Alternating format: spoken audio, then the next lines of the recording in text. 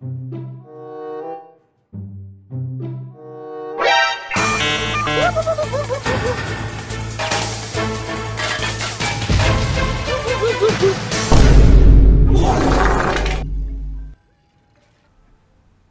you played PvP lately?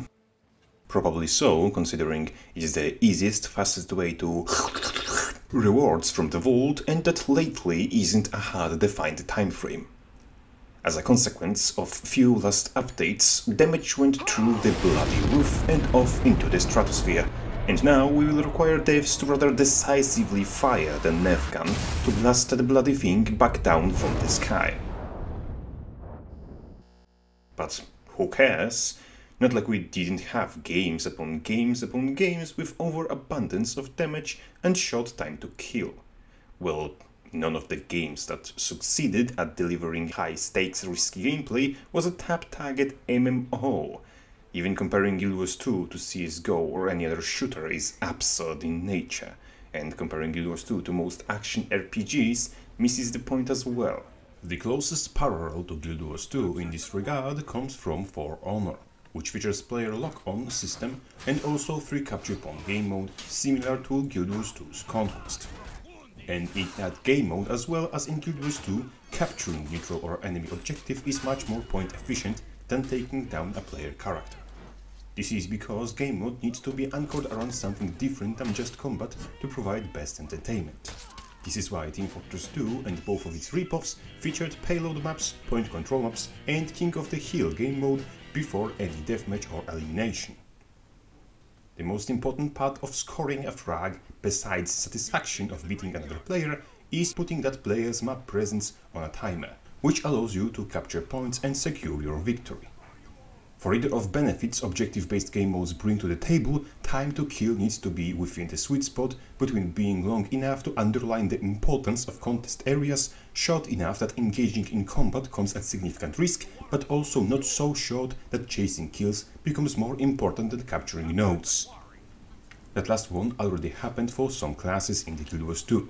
And if it becomes status quo for entire roster, every match will dissolve into chaotic clusterfuck with no point of convergence nor true win condition. Ideal damage threshold for Guild Wars 2 would be one that required players to wait for at least one skill to come off cooldown to have means of downing an opponent.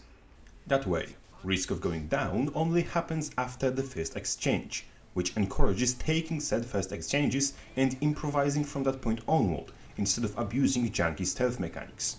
And on top of that, classes like Thief, Engineer and Revenant, which were meant to be assassins, can fulfill their role, thanks to tools allowing them to bypass waiting for cooldowns, tools they already possess.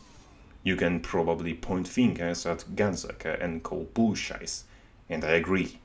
Gunflame probably wouldn't cause so much frustration if Blood Reckoning wasn't always ready to crank that shit up to 11. But with number of hoops Gunzerker has to jump through to even get into position from which he can introduce you to the business end of a funpipe, he's not really that big of a problem. Unfortunately, not every build with one-shot potential have to sacrifice all their utility to have a shot at it. 3 most commonly known one-shot machines not only are solid classes on top of their burst potential, but also have on-demand stealth to spice up their bullshit shenanigans. It is not difficult to land a combo on an unaware target in a tap-target MMO, especially if first part of your combo is an AoE stun. And if I either need Jedi Foresight, a cheat engine, or for my opponent to be garbage at the game to even have a chance to counter their bullshites, we have something we could call a bloody design issue.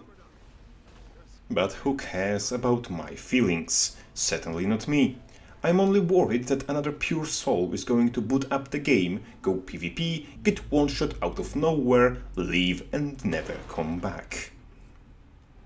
Every game, or game mode, needs an influx of new players. And if we make PvP this unwelcoming, we won't have new players, and PvP will continue to dwindle. This is why we need to keep damage in check, to prevent that damage from damaging the competitive integrity of the mode, and ArenaNet understand this.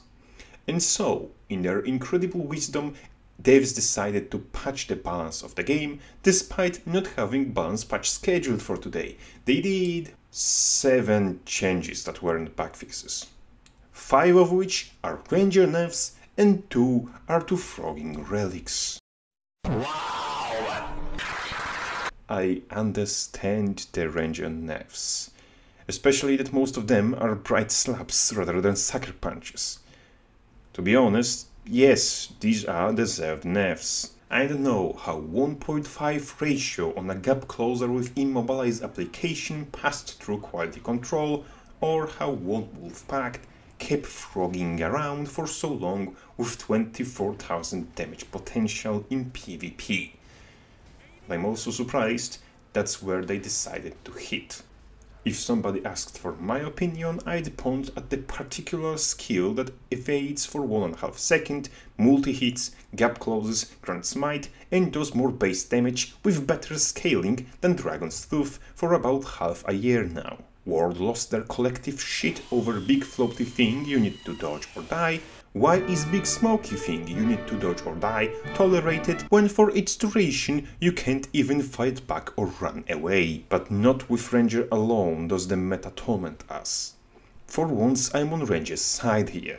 What does this class do that Mesmer, Thief, NG, Rev or Guardian doesn't?